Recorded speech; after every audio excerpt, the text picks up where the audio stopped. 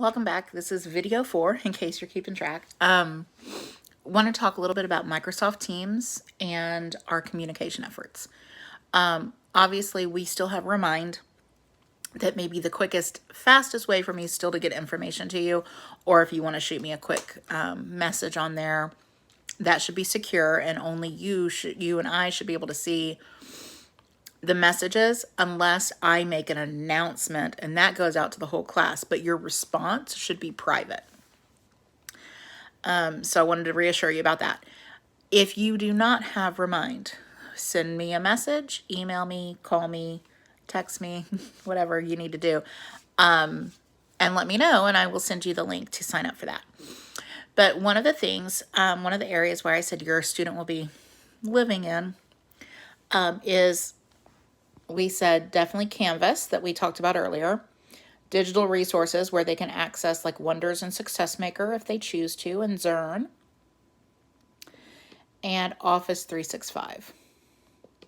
So we're going to go ahead and look into Office 365 real quick while it is uploading, because internet seems to be slow today. I do want to go over a couple of things. I know that there's been a lot of talk about Zoom and people doing like virtual meetings with their whole class. And I would like to do that. I would also like to do some read alouds. But like I said, your privacy is the utmost importance to me, and student safety. And so I want to make sure before we proceed with any Zoom calls or where the whole class is involved, that those safety concerns that I have are taken care of. But you can go into into Microsoft Teams. That is the platform the district has asked us to use. And there are a couple of things. Teams will be available for your students starting on Monday through Office 365. Also in Office 365, there's, Word documents that they can use and create, and other things they can play around with. But they're going to be going here to Teams. And this is just another way for us to communicate.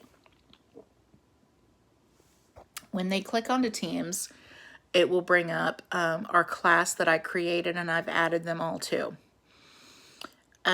This is a place where I reference that iReady chart, or the parent information.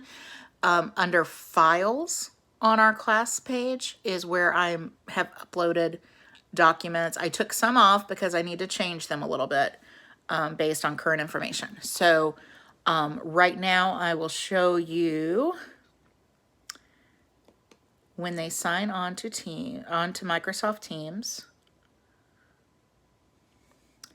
It's going to pull up something like this. Now they won't have these two.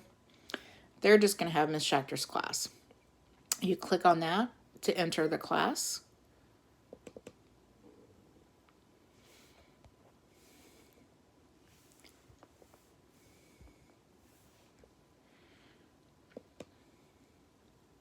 And it will pull up like this.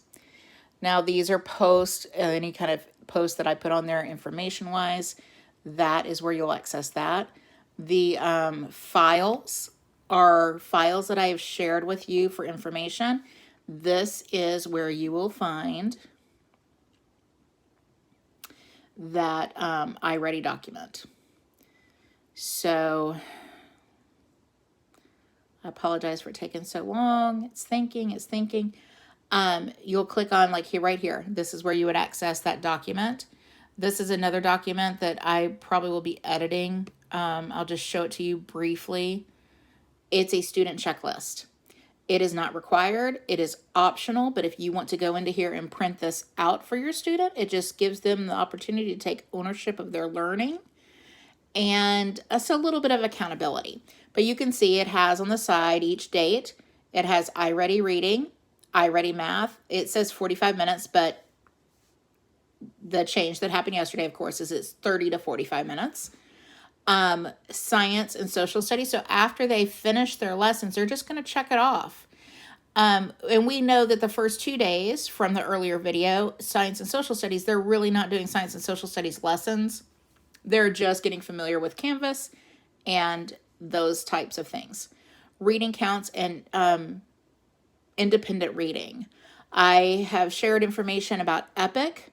We will continue to do reading counts. I even brought the reading counts chart home and put it up on our wall. So we will still be tracking reading counts. And let me just show you that real quick. Right over there, we have our reading counts chart. And I do know that several of the students have been taking reading counts even over spring break and this extended break, using Epic as a reading source as well. So good job. Keep up the good work. But that, I would still like to see them reading independently and taking those readings and counts tests and get those points up. So the next columns, these are all optional, and I marked them on there. Success Maker Reading, Success Maker Math, and Zearn Math. Again, all available through their vPortal. A little note at the bottom from me saying, that the Success Maker Reading, Math, and Zearn are optional unless your parents tell you otherwise. Again, use your discretion, and you can judge by what you think your student needs, how they're responding to online learning, and your family needs, and make adjustments accordingly. Let's see here. So that is that one document. Want to go back into Teams and show you around a little bit. This is a chat feature. To my knowledge, it will not be enabled for our students. But if it were, they could